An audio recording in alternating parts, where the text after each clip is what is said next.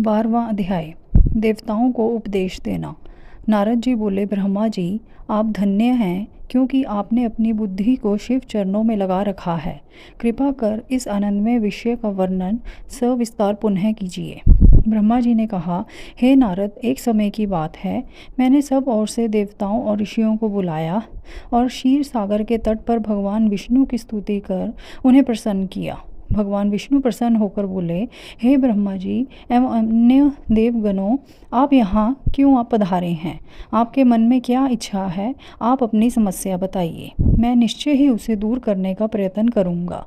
यह सुनकर ब्रह्मा जी बोले, हे भगवान, दुखों को दूर करने के लिए किस देवता की सेवा करनी चाहिए? तब भगवान विष्णु ने उनके प्रश्न का उत्तर देते हुए कहा, हे ब्राह्मण, भगवान शिव शंकर ही दुखों को दूर करने वाले हैं। सुख की कामना करने वाले मनुष्य को उनकी भक्ति में सदैव लगे रहना चाहिए। उन्हीं में मन लगाएं और उन्हीं का चिंतन करें। जो मनुष्य शिव भक्ति में लीन रहता है, जिसके मन में वे विराजमान हैं, वह मनुष्य कभी दुखी नहीं हो सकता।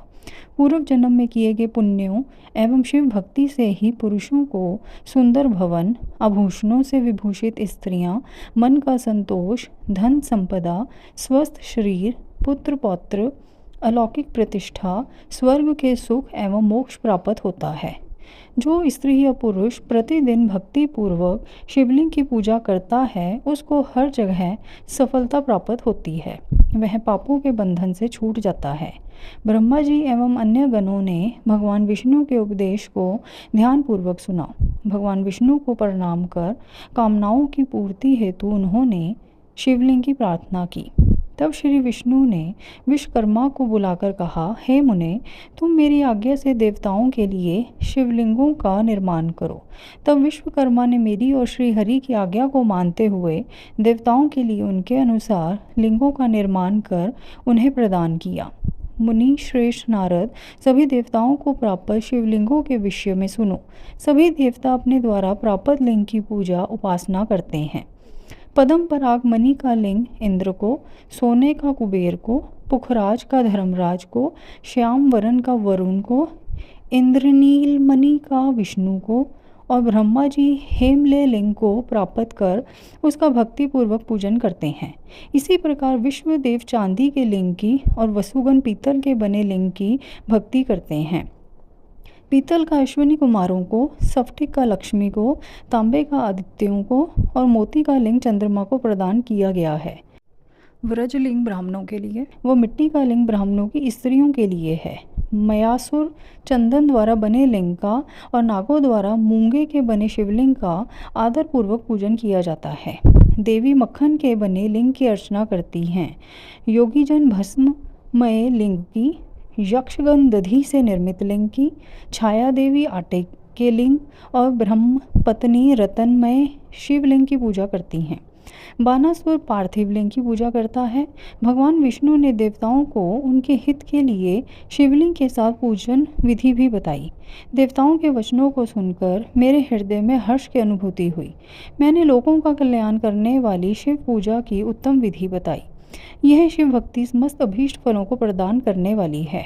इस प्रकार लिंगों के विषय में बताकर ब्रह्मा जी ने शिवलिंग व शिव भक्ति की महिमा का वर्णन किया। शिव पूजन भोग और मोक्ष प्रदान करता है। मनुष्य जन्म उच्च कुल में प्राप्त करना अत्यंत दुर्लभ है। इसलिए मनुष्य रूप में जन्म लेकर मनुष्य को शिव भक्ति में लीन रहना चाहिए। शास्त्रों द्वारा बताए गए मार्ग का अनुसरण करते हुए, जाति के नियमों का पालन करते हुए कर्म करें। संपत्ति के अनुसार दान आदि दें। जप तप यज्ञ और ध्यान करें। ध्यान के द्वारा ही परमात्मा का साक्षात्कार होता है। भगवान शंकर अपने भक्तों के लिए सदा उपलब्ध रहते हैं। जब तक ज्ञान की प्राप्ति ना हो, तब तक कर्मों से ही आराधना करें। इस संसार में जो जो वस्तु सत असत रूप में दिखती है अथवा सुनाई देती है, वह पर ब्रह्म शिव रूप है। तत्व ज्ञान न होने तक देव की मूर्ति का पूजन करें। अपनी जाति के लिए अपनाए गए कर्म का प्रयत्न पूर्वक पालन करें। आराध्य देव का पूजन श्रद्धा पूर्वक करें, क्योंकि पूजन और दान से ही हमारी सभी विघ्न व बाधाएं दूर होती हैं। जिस प्रकार मैले कपड़े पर रंग अच्छे से नहीं चढ़ता, परंतु साफ कपड़े पर अच्छी तरह से रंग चढ़ता है, उसी प्रकार देवताओं की पूजा अर्चना से मनुष्य का शरीर पूर्णतः निर्मल हो जाता है। उस पर ज्ञान का रंग चढ़ता है और वह भेदभाव आदि बंधनों से छूट जाता है। बंधनों से छूटने पर उसके सभी दुख दर्द समाप्त हो जाते हैं और मोह माया से मुक्त मनुष्य शिव पद प्राप्त कर लेता है। मनुष्य जब तक गृहस्थ आश्रम में रहे तब तक सभी देवताओं में श्रेष्ठ भगवान शंकर की मूर्ति का प्रेम पूर्वक पूजन करे। भगवान शंकर ही सभी देवों के मूल हैं, उनकी पूजा से बढ़कर कुछ भी नहीं है।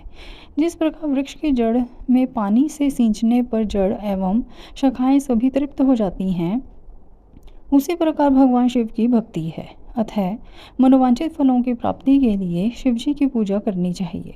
अभीष्ट फलों की प्राप्ति तथा सिद्धि के लिए समस्त प्राणियों को सदैव लोक कल्याणकारी भगवान शिव का पूजन करना चाहिए।